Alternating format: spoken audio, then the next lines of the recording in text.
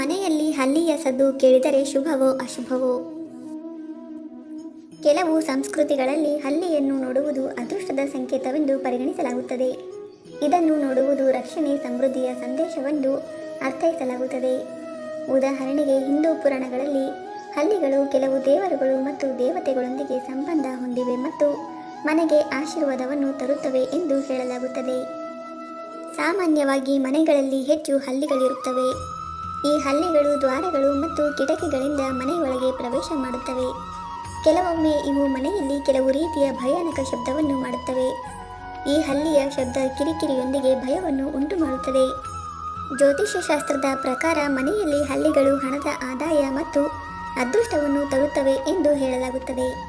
ಶುಭ ಕಾರ್ಯಕ್ಕೆ ಹೋಗುವಾಗ ಅಥವಾ ಶುಭ ವಿಷಯದ ಬಗ್ಗೆ ಯೋಚಿಸುವಾಗ ಹಲ್ಲಿ ಶಬ್ದ ಮಾಡಿದರೆ ಅದು ಖಂಡಿತವಾಗಿಯೂ ಯಶಸ್ವಿಯಾಗುತ್ತದೆ ಎಂದು ಹಲವರು ನಂಬುತ್ತಾರೆ.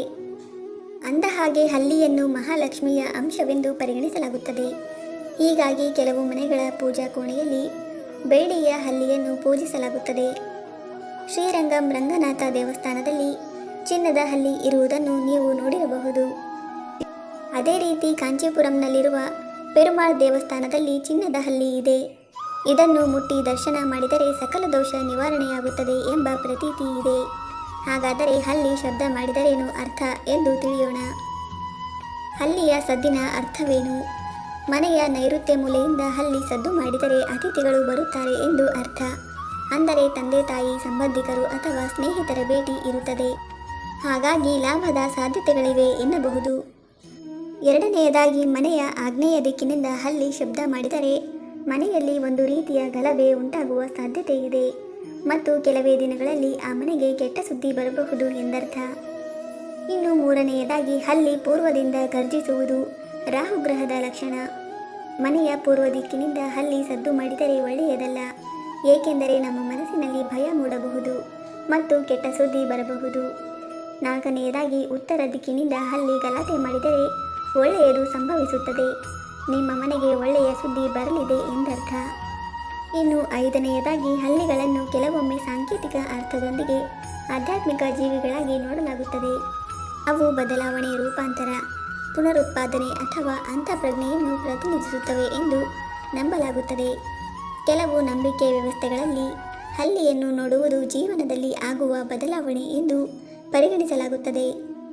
ಆರನೆಯದಾಗಿ, ಪ್ರಾಯೋಗಿಕ ದೃಷ್ಟಿಕೋನದಿಂದ ಕೀಟಗಳ ಜನಸಂಖ್ಯೆಯನ್ನು ನಿಯಂತ್ರಿಸುವ ಮೂಲಕ ಹಲ್ಲಿಯನ್ನು ಪರಿಸರ ವ್ಯವಸ್ಥೆಗಳಲ್ಲಿ ಪ್ರಯೋಜನಕಾರಿ ಪಾತ್ರವನ್ನು ವಹಿಸುತ್ತವೆ. ಕೆಲವು ಸಂಸ್ಕೃತಿಗಳಲ್ಲಿ ಹಲ್ಲಿಯನ್ನು ನೋಡುವುದು ಪರಿಸರದ ಆರೋಗ್ಯ ಮತ್ತು ಸಮತೋಲನವನ್ನು ಸಂಕೇತಿಸುತ್ತದೆ. ಇನ್ನು ಏಳನೆಯದಾಗಿ, ಹಲ್ಲಿಯನ್ನು ಮನೆಯೊಳಗೆ ನೋಡುವುದು ಎಚ್ಚರಿಕೆಯ ಸಂಕೇತ ಎನ್ನಲಾಗುತ್ತದೆ. ಅಪಾಯದ ಸಂಕೇತವಾಗಿ ಇದನ್ನು ಕಾಣಬಹುದು. ಕೊನೆಯದಾಗಿ, ಹಲ್ಲಿಗಳು ಕಳೆದು ಹೋದ ಅಂಗಗಳನ್ನು ಪುನರುತ್ಪಾದಿಸುವ ಸಾಮರ್ಥ್ಯವನ್ನು ಹೊಂದಿವೆ. ಇದು ಸ್ಥಿತಿಸ್ಥಾಪಕತ್ವ ಮತ್ತು ನವೀಕರಣದ ಸಂಕೇತವೆಂದು ಪರಿಗಣಿಸಲಾಗಿದೆ. ಹಲ್ಲಿಯನ್ನು ನೋಡುವುದು ಬದಲಾವಣೆಯನ್ನು ಸ್ವೀಕರಿಸಲು ನಮ್ಮನ್ನು ನಾವು ಸಜ್ಜುಗೊಳಿಸುವುದು ಎಂದು ಅರ್ಥೈಸಿಕೊಳ್ಳಬಹುದು. ಹಲ್ಲಿ ವೀಕ್ಷಣೆಯ ವ್ಯಾಖ್ಯಾನಗಳು ಸಾಂಸ್ಕೃತಿಕ, ಧಾರ್ಮಿಕ ಮತ್ತು ವೈಯಕ್ತಿಕ ನಂಬಿಕೆಗಳನ್ನು ಅವಲಂಬಿಸಿ ಬದಲಾಗುತ್ತವೆ ಎಂಬುದನ್ನು ಗಮನಿಸುವುದು ಮುಖ್ಯವಾಗಿದೆ.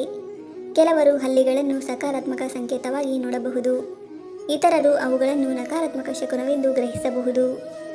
ಸ್ನೇಹಿತರೆ, ಮಾಹಿತಿ ಇಷ್ಟ ಆಗಿದ್ದರೆ ದಯವಿಟ್ಟು ವಿಡಿಯೋವನ್ನು ಲೈಕ್ ಮಾಡಿ. ಹಾಗೆ ನಮ್ಮ ಚಾನಲ್ಗೆ ಸಬ್ಸ್ಕ್ರೈಬ್ ಆಗೋದನ್ನು ಮರಿಬೇಡಿ. ಧನ್ಯವಾದಗಳು.